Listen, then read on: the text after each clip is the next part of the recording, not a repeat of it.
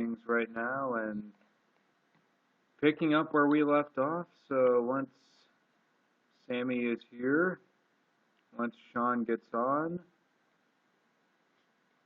we can do this.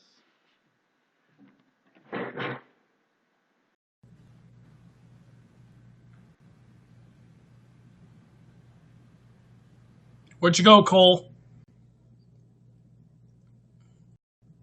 Cole?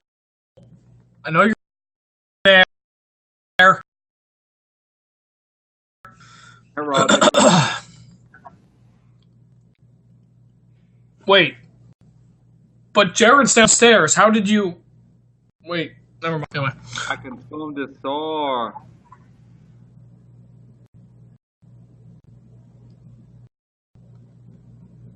Okay. Anyway, we were talking about the winners and losers draft thus far. We selected Heath Slater, AJ Styles, and The Miz. Is there a fourth name that you would like to contribute to this? Didn't you already have it? You had three, and I came up with Styles. Didn't you already have a third one? Who did I say? I felt I just said Heath Slater and The Miz. Owens. Oh, Kevin Owens. That's right. Yep. All right. Oh, and Sammy has a fifth one. Cole. I'm just kidding.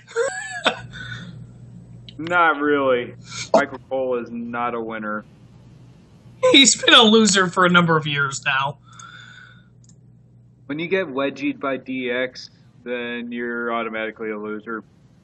Pretty much. Courtesy of your, what did they used to say? Courtesy of what? Your friends? Courtesy of your friends at D-Generation X, who remind you that if you're not down with that, we've got 2 words for ya. Suck it. Well, You think Bailey could be considered a winner too early? Well, she got called up. It was much deserved, but I think that the jury is still out on that. I mean, we'll see where Bailey progresses in about a month or two, and then I think it'd be well enough time for determination on that one. Yeah, I don't think WWE, particularly Triple H, will screw that up. So we should be good. Oh no! I mean, it's not like it's not like they wanted to make Roman Reigns the winner of the Royal Rumble again. Wait a minute. But Has that happened? Damn it! Yeah. But no, I mean, people like Bailey, Sasha Banks, Kevin Owens now. Who else? Who else am I thinking of? For the sake and purposes of this, I guess Shinsuke Nakamura. People like that, they're most likely not going to get screwed up. Most likely. Oh no, absolutely not. I mean, it's, hopefully they don't go the way of screwing up the cruiserweight division. Yeah. Hopefully. But anyway, so we did winners and losers. What else? What are we going to talk about next? Let's see. Since this is the final Monday before WWE Backlash, let's bring that up and talk about that, shall we? Hubba-dubba-dubba-dub Backlash. All right, so we've got The Miz versus Dolph Ziggler for the Intercontinental Championship in the rematch of the KFC brawl. Yeah. Dude, I so want to see them dress up as their respective characters. Yeah. The Miz in the chicken suit, as if he's not done that enough.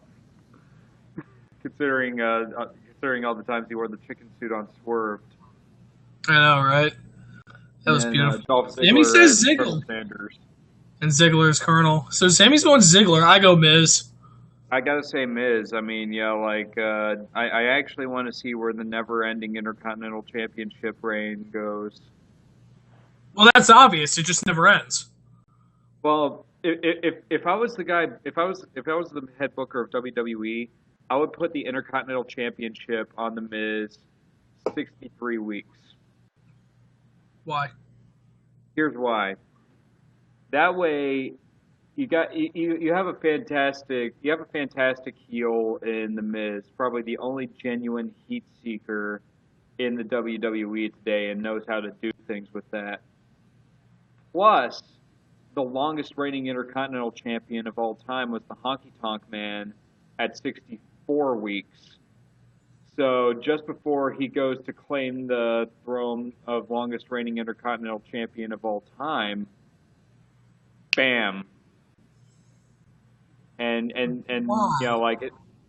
Well, the thing about it is, it doesn't hurt the Miz any, and I think really it would improve his stock going into the main event scene on SmackDown. Okay. Yeah, and I think that the Miz has really proven himself in 2016, and yeah, for that, and I think just I think that in the sense of the last 3 months, the character that I've actually kind of wanted to see more of is the Miz for all the reasons mentioned beforehand. Fair enough.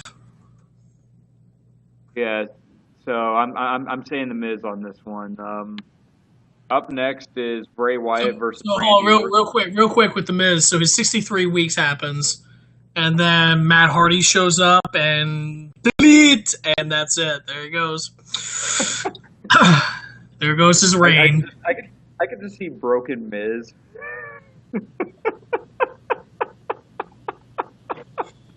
Brother Oh Mizu. no! Sammy says no. Yeah, I don't think a broken version of the Miz would communicate as well as the broken Matt Hardy. Brother Mizanine. Uh, Are you working for Mick Mahan again?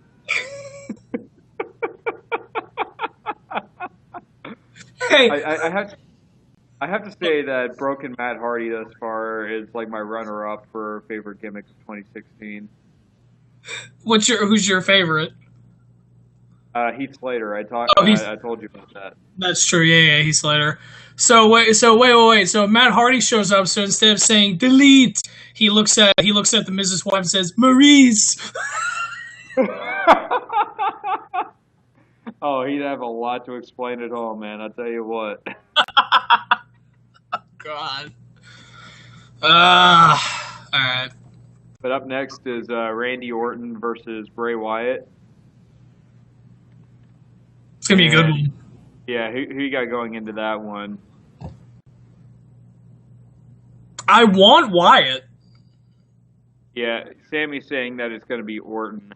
And I think that if they're going to carry a program out between Randy Orton and Bray Wyatt, I think Orton should get the first fall, and Okay. then build up another match at another pay-per-view, and then have it culminate at Survivor Series with Bray Wyatt coming out on top. Because really and truly, Randy Orton doesn't have anything more to prove in his career ever. Yeah. I think that maybe they put the belt on him one more time in a 2 year period, and yeah, exactly. I mean, because Bray Wyatt right now is like the early '90s Buffalo Bills. Regular season, they're phenomenal. Playoffs, they're great, and then when it comes to the big time, the Super Bowl, wide right, Yeah. I 52-17 mean. shutout against Dallas, 30 Yeah. I to 3, mean. 30 to 13 shutout again against Dallas. Right. I mean, therein lies the problem there, Sammy. Most of the time he falls on pay per view because they don't want him to succeed. It seems like. Exactly. Why are you being so stubborn, WWE? Why do you hate backwoods cults? Yeah. Exactly. Give Colts a chance. But yeah, I'll Answer, agree with that. answer the door the next time a Jehovah's Witness comes to your door. Ding. Uh, Watchtower, don't say we never did anything for you. All right. So yeah. next we have the SmackDown Tag Team Championships. The two teams competing in that are to be determined tomorrow. We Mhm. have 1 match: the Usos versus American Alpha. and the other match being the Hype Bros versus Rhino and Heath Slater. Yeah. Mm. So, which two teams do you think are going to advance to start off with? And well, By I think Sammy. that I'd love to see American Alpha as the inaugural SmackDown Tag Team Champions, but I think they've got lightning in a bottle with this Heath Slater free agent gimmick, and I think that it's finally time for the culmination of it. Heath Slater finally getting that SmackDown contract after bad luck, circumstance, and just general stupidity on Slater's behalf and everything. And I think that it's about time to pull the trigger on Slater and Rhino winning the tag titles. I mean, American Alpha will get theirs in due time, but like I said, just I think people are white hot for Heath Slater, and I think Rhino is an amazing supporting player in that angle as well. So just I'm putting my money down on Slater and Rhino. Yeah, I don't want. I love Alpha to death, but I don't want to see them make it to the championship and then lose. So I want to see the Usos beat them for now. Have it Usos versus Slater and Rhino, with Slater and Rhino coming on top. Yeah, I don't want to see the Hype Bros or American Alpha get there only to lose, because I like both the Hype Bros and American Alpha, and I think they're both going to have a chance. Well, Alpha is going to have more of a chance down the road, but I want to see them get another opportunity another time. yeah. So we're both saying ultimately it's going to be Slater and Rhino. Slater and Rhino ultimately. But we'll see. We'll see. Yeah. Next, we have the six-pack challenge between Nikki Bella, Natalya, Naomi, Carmella, Becky Lynch, Bliss for the SmackDown Women's Championship. What about Santino Marella? Well, don't you remember Donald Trump fired her? Right. After she won the Divas title. Anyway. Yeah, that big mountain of bullshit. Okay, who do you got for this one? That's a tough one to say. I think probably the most noteworthy picks are either Alexa Bliss, Becky Lynch, or Nikki Bella. Yeah. Yeah, Nikki Bella just came back from injury, and she be that good name to put on the belt for a while to help build up its legitimacy a bit. Yeah, I think that Nikki Bella is kind of underrated as a wrestler, but it's still a two-dimensional character as a Bella twin. But like I said, name recognition. Becky Lynch is a strong worker, and if she gets the belt on the first go, awesome. If not, then she still has a ways to go, and it's not. I wouldn't say that's a bad thing either. And then Yeah. Alexa Bliss. I mean, just she could be the top heel in the women's locker room on SmackDown, and I think that she'd also be. I wouldn't say a safe pick for that, but I think that she would be a solid pick for the inaugural women's champion on SmackDown. Yeah, I'll go Becky Lynch. I would love to see Becky Lynch get it. But like you said, if she doesn't, no big deal. She'll be back. So, I'm not really liking her. I guess it's her finisher. I'm not really liking it so much. But yeah, sure. What Anyway. about that back armbar? Yeah, I think that's what it is. Yeah, I'm not a fan of it, but I like her as a character. I like her work, and so she would be a safe bet. And as much as I love Naomi's Rubik's Cube outfit, I don't want I don't want the SmackDown Women's Championship to be amazing. Anyway. Oh god, yeah, like her outfit now. I love Naomi's outfit, but it's like a fucking glow in the dark like pop artwork or something like that. Oh yeah, it's brilliant. Something straight out of the art museum of like Andy Warhol or something like that, right next to the Campbell soup cans. For sure, for sure. The disarmer. Thank you, Sammy. The disarmer. Yeah. And then Well, next, not that. I'm sorry, not necessarily that, but the move she does before that, where she gets somebody in the corner and then she says straight fire. I'm just like, oh God, why? yeah, yeah. You hate that too, don't you? Yeah. Yeah, I can't stand that. I'm like, that's so stupid. Anyway, And then next up, we have WWE Championship, Dean Ambrose and AJ Styles. gonna be a good match. I hope match of the night.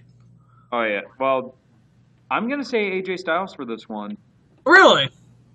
Well, the thing about it is that Dean Ambrose never needed the WWE Championship. I don't think, and just my biggest fear is that a lot of people are gonna think similarly to what I just said, and people are going to boo Dean Ambrose for holding on to the belt for too long, much less even at all.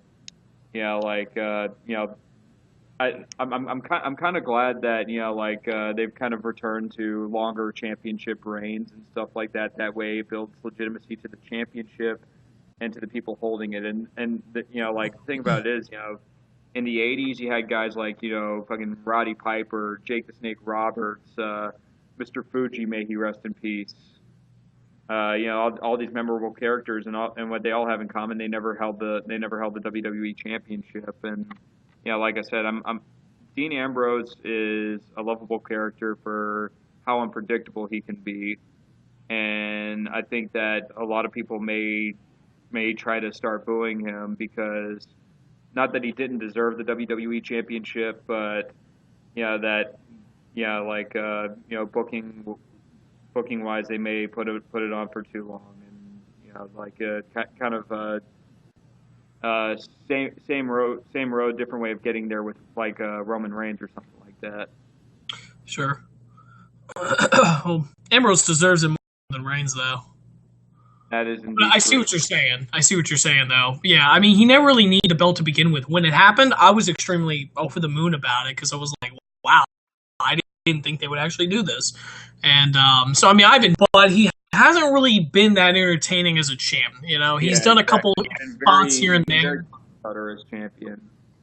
Very, yeah, very silent champion. He's decent on the mic, but he's not the best on the mic. Um, like I say, he has his moments when they right spotlight, when they give him the right stuff.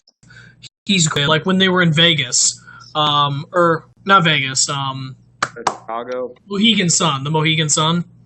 Oh yeah, yeah, yeah. Mohegan Sun. Yeah, the Yeah, that Mohegan was a Sun lot of Casino.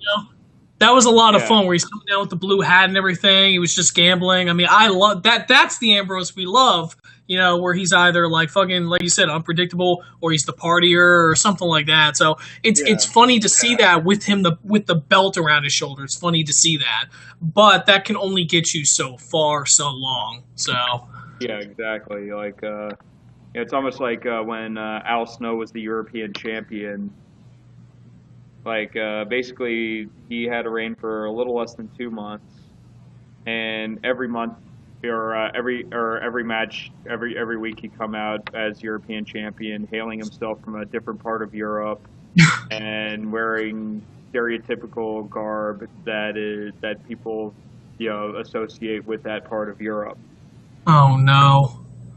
Well, I mean, it worked for the Al Snow character. That's the thing. You know, he, he would, of course, he's the one guy in the history of pro wrestling that got a mannequin head over. Let me think. Let me let that sink in. Okay. Yeah, yeah. The only person that could get a mannequin head over in the world of pro wrestling. Wow. I Of like course, that. it's all in his it's all in his theme music as well. Basically, what it would be is yeah, Al Snow would scream, "What does everybody want?" And then the crowd would shout, "Head! What does everybody need? Head! What does everybody love?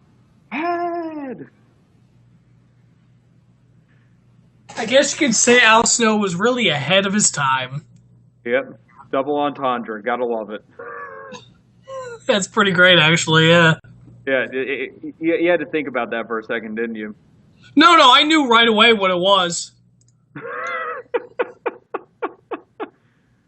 God, speaking of the Attitude Era, I like to have this semi-regular happening where we discuss some blunders of the Attitude Era because there are great things about the Attitude Era, things that we talk about forever and a day.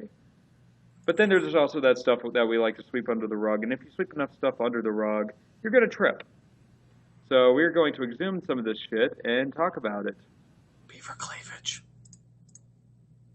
Well, that was a taste of it, but I'm gonna talk. Taste. I'm gonna talk about the Brawl for All. Okay. Have you ever heard of the Brawl for All? Nope. For the unindoctrinated, in this case, Sean, Hi. the Brawl for All was a tournament that took place between June and August of 1998. It was to counter kind of start cashing in on the popularity or the awareness of MMA. WWE made a shoot tournament. That's right. It was an absolute complete shoot where where I believe it was where I believe it was let me see. I think it was 16 people. I'm gonna confirm for sure. For all.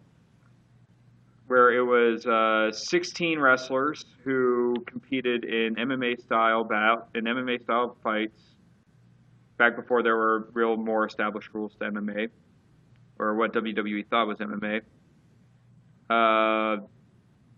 Where basically you had, like I said, 16 guys who volunteered because back then you had such a diverse roster with such a deep pool of talent. Not everybody could get on TV so easy. So these 16 guys volunteered to be part of a shoot tournament. Now, what makes the Brawl for All a mess in practice is the fact that these guys are training in real fighting. Of course. I'll get to that point in a minute there, Sammy. These guys who are trained to basically be professional fight choreographers are trying to train in real mixed martial arts. Yes. Yeah. And as Sammy alluded to earlier, pretty much every main eventer in that era all refused participation in this tournament. And like I said, it was all voluntary. Mm. So in this, here's what I have the Wikipedia page up right now, and here's what it says. Inception. Throughout 1998, the WWF experienced a growth in roster size, but due to limited amount of TV time, a number of their more genuine tough guys were left without much to do. As a result, the idea for a legit tough guy tournament was bandied about as a way to both utilize some of these men and capitalize on the recent interest in tough man contests. According to JBL, Vince Russo came up with the idea when Layfield wanted to create a hardcore wrestling division in the WWF. Russo said that he devised the tournament as a consequence of Bradshaw claiming he could beat anyone on the roster in a bar fight. Yeah, because you listen to every little thing that your employees say. God damn it, Russo. Jim Cornette also reported that it was Russo's idea and that the participation in the tournament was strictly voluntary. Now, this is one of the few times where I have to say that I have respect for Vince Russo on this one, because there was nobody that Vince Russo hated and wanted to stick it more to than Bradshaw. Yeah. And this was his way of sticking it to Bradshaw. Oh my god. How did I not how was I not aware that this was a Russo product? Of course it was. The same guy who came up with the fucking Viagra on a pole match. Jeez. And the Judy Bagwell on a pole match. Do not forget the Judy Bagwell on a pole match. Don't forget the Judy Bagwell on a pole match. All right, here we go. Each match consisted of 3 1-minute rounds. Whichever wrestler connected with the most punches per round scored 5 points. In addition, a clean takedown scored 5 points, and a knockdown was worth 10. If a wrestler was knocked out, decided by an 8 count rather than a 10, the match ended. The matches were scored by ringside judges, including Gorilla Monsoon. This was one of the last things Gorilla Monsoon did in WWF before he died. Oh. According to Jim Cornette, Dr. Death Steve Williams was the WWF's favorite to win the tournament, with the company looking towards a lucrative pay-per-view match between Williams and Stone Cold Steve Austin. Bob Holly claims that Dr. Death had already been paid the $100,000 prize money before his second round fight against Bart Gunn. During the fight, Williams sustained a hamstring injury and was knocked out by Bart Gunn. Oh, jeez. Yeah, like I said, it's one of those moments where you can pinpoint when a wrestler's career just is dead. That was Dr. Death Steve Williams. His career died, no pun intended. Bart Gunn went on to defeat Bradshaw by knockout on the August 24th, 1998 edition of Raw to win the tournament and $75,000. Damn. Bradshaw received $25,000. Now, the thing about it is that you would think that doing a shoot tournament would elevate Bart Gunn's career and elevate his status as a big tough guy, and that maybe he might get a main event rub. No, no, and no. They didn't use him anymore for the rest of 1998. Put him in a small feud with Bob Holly in 1999, and at WrestleMania 15, Bart Gunn had the final brawl for all style match against you're gonna either love this or hate this. Butterbean. Who? You don't remember who Butterbean is? Hang on, I'm going to the Googles. Butterbean, WWE. I'm gonna regret this, aren't I? Yep, I'm gonna regret this. Yeah, I know who Butterbean is. Yep. Where Bart Gunn got knocked out in 27 seconds in the first round of a boxing match at WrestleMania 15. Bart Gunn was never seen in the WWE ever again. Last reports say he died. Actually, Bart Gunn is alive. He retired in 2004. Okay. But anyway, here we go. Here's some more about tournament events and some other things. The WWF's most prominent tough guys at the time, Dan Severn and Ken Shamrock, who were actual UFC fighters at the time, had little to no impact on the tournament. Dan Severn defeated The Godfather in the first round, but withdrew from the tournament, stating he had nothing to prove. What happened was The Godfather advanced to the quarterfinals in Dan Severn's place because of that. So Godfather lost in the first round, only to advance to the quarterfinals because Dan Severn had a case of the fuckets. In a radio interview, Severn asserted that the WWF at first had not allowed him or Shamrock to compete at all, and that they removed Severn from the tournament after his first-round victory over The Godfather. However, Steve Williams recalled Shamrock backing out and Severn withdrawing because of his frustration at the rules and the idea of having to wear boxing gloves. I can understand that. Along with Steve Williams, a number of other wrestlers sustained legit injuries during the tournament. The Godfather was injured, and Steve Blackman and Road Warrior Hawk were unable to work in usual WWF capacities for a while after. Steve Blackman advanced into the next round of the tournament by basically just winning by double leg takedowning Mark Miro a ton of times. However, he sustained injuries while training, so basically Mark Miro advanced in the quarterfinals where Mark Miro lost. Yes. The logic here is just astounding. You feel your IQ getting slowly into the single digits now, are you? Yeah, part of me is glad that I didn't watch some of the things during the Attitude Era. Okay, so here we go. Godfather was injured. Road Warrior Hawk and Steve Blackman were unable to work in usual WWF capacities for a while after. Savio Vega aggravated an old arm injury and would never work again in the WWF. And there was a wrestler named Brockus who sustained injuries to his knee and shoulder that forced him to retire in 1999.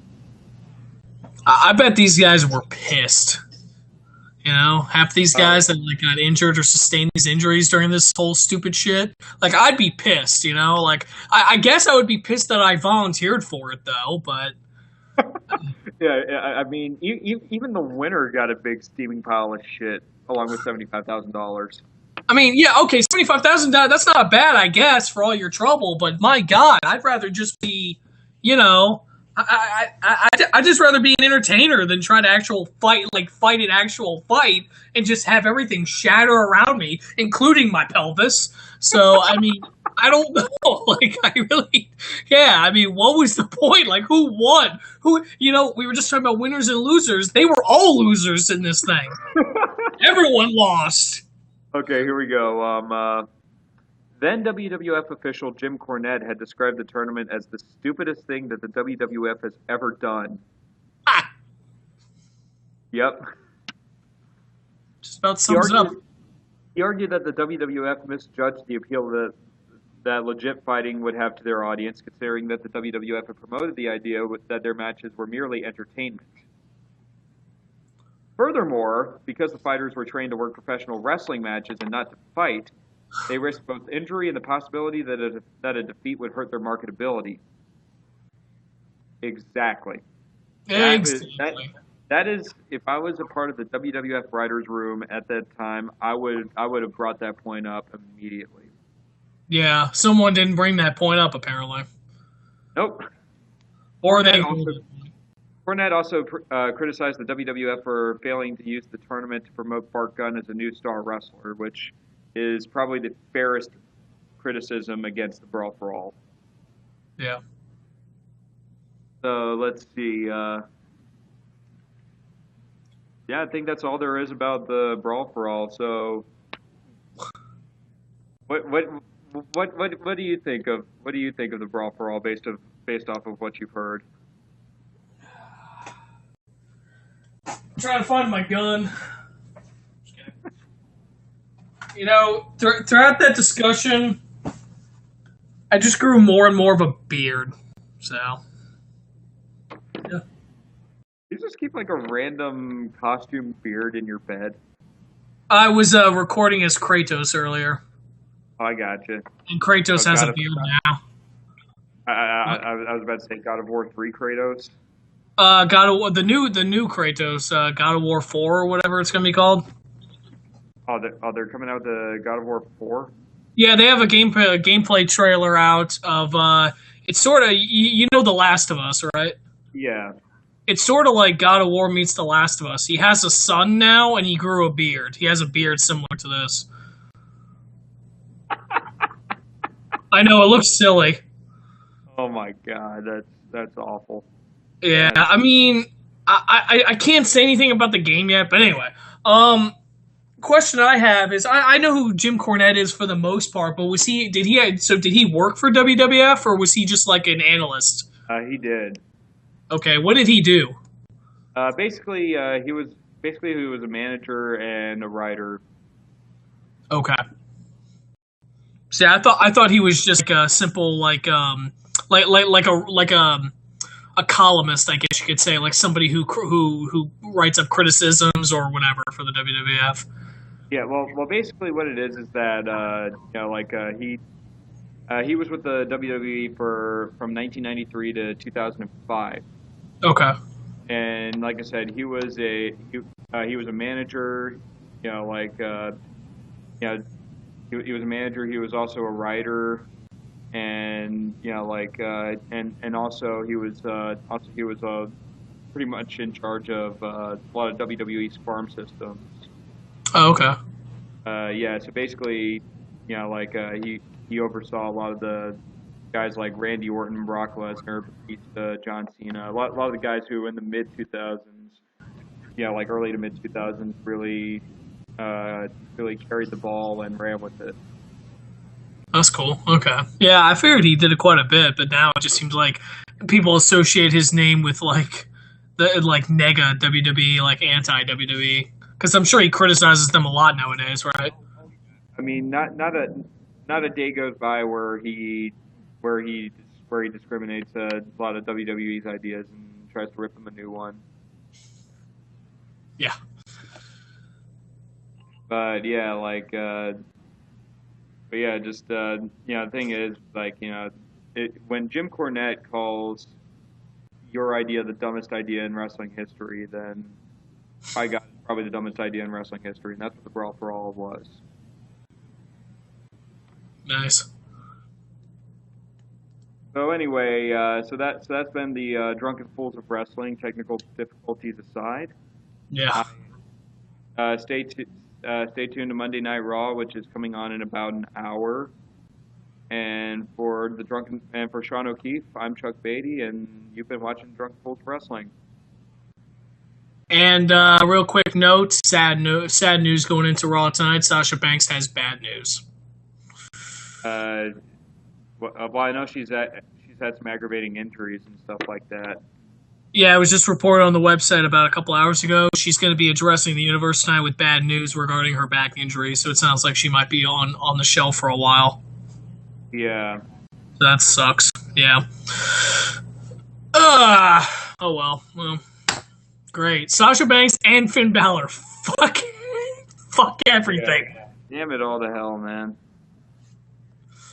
Anyway, all right. Anyway, just wanted to say that. Yeah. Yeah, So she'll be gone for a while, I think. now's the time for Bailey and Charlotte to shine big time. Yeah, for real. Let's see. So, Any other major news before that? yeah, I'm Or looking before I hit Indeed. hit end. So obviously we know Owens is going to have his party tonight. I don't know if you saw that Facebook video. Oh no, not yet. It was just a short video. Somebody asked him, how's his week been? And he says, oh, it's been good. Been celebrating, but I've been promised by Mick Foley and Stephanie that I'm going to have my real celebration tonight. So. Oh man. Okay, here's one more. CM Punk and Colt Cabana on bad terms. Oh, yeah? What's going on with that? Okay, so I'm on NoDQ.com. Twitter user Front Row Brian, who has broken various MMA news stories in the past, noted that CM Punk and Colt Cabana are no longer following each other on Twitter. This is apparently due to Cabana making an appearance backstage at a WWE Raw taping, which would hurt Punk's defense in the lawsuit Dr. Chris Hammond filed against Punk and Cabana. Let's see, so apparently, yeah, I'm told Punk thinks Colt did something that allegedly hurts his defense against the lawsuit filed by WWE's doctor. Yep, got sued by a respected MD and cost him a friendship with Colt Cabana.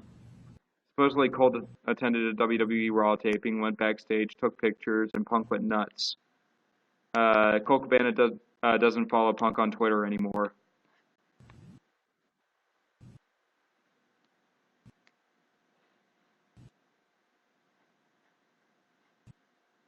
Yeah.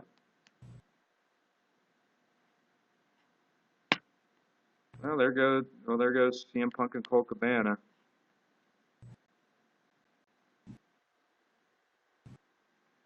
What do you guys say about that, Kevin Owens?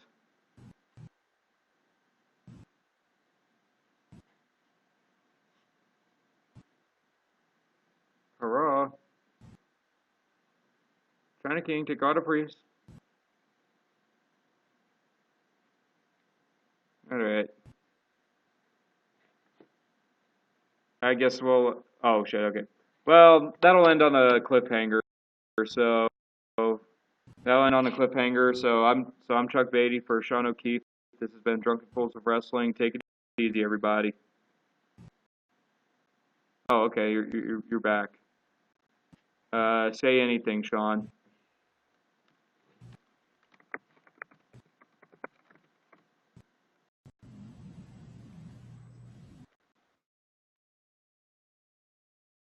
Hello?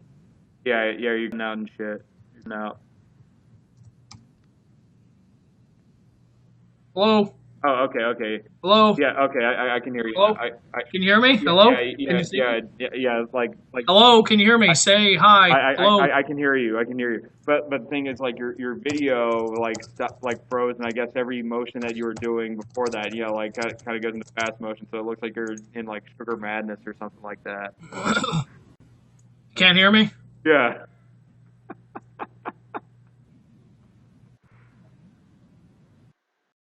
But anyway, I'm getting ready to head on out, so take it easy, guys.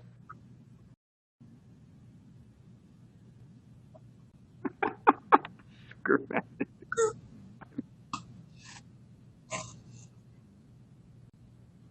All right. Yep. Anyway, take it easy, guys. Anyway, answer is, so what do I think of that? I said good. Friendships get in the way. Sorry. All right, What'd you say, bye. Kevin Owens?